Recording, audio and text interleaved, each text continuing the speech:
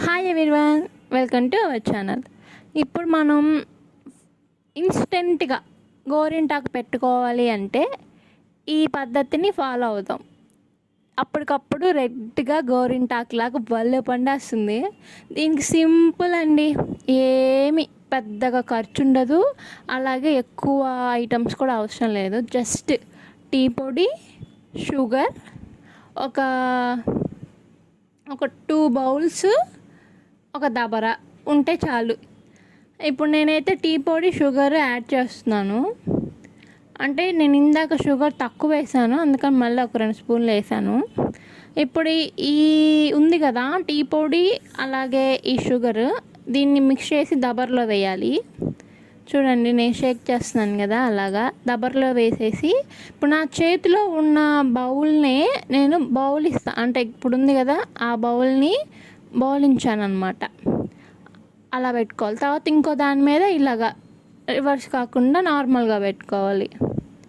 ఇంక ఇలాగే స్టవ్ మీద పెట్టాలి. అలాగే ఒక గిన్నెలో వాటర్ పట్టి ఆ వాటర్ ఉన్న బౌల్ని మనం పెట్టాం కదా దబర, ఆ దబర మీద పెట్టుకోవాలి. ఒక జస్ట్ 15 మినిట్స్ 20 మినిట్స్లో అయిపోతుంది. ఎలా అంటే నేను ఒక చిన్న బిట్ మిస్ చేశాను. ఏంటంటే అలా బాయిల్ అయ్యాక కింద నుంచి ఆ టీ పొడి, షుగర్ మెల్ట్ అయ్యి దాంట్లో నుంచి ఆవిరిలాగా ఆ గిన్నెలో వాటర్ వస్తాయి అన్నమాట. ఆ వాటర్లో మనం కుంకుమ కలిపి పెట్టుకోవడమే.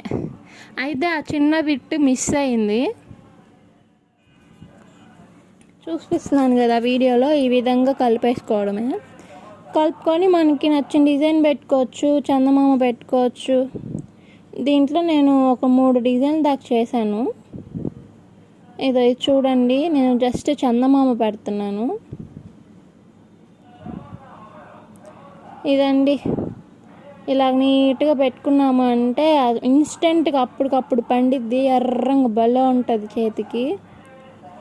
నా వీడియో నచ్చినట్లయితే లైక్ చేయండి, షేర్ చేయండి, సబ్స్క్రైబ్ చేయండి.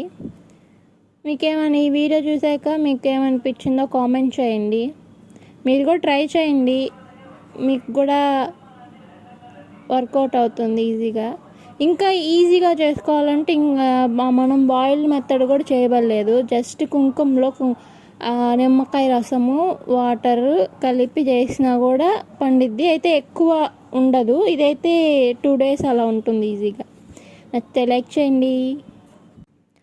Hi everyone, welcome to our channel.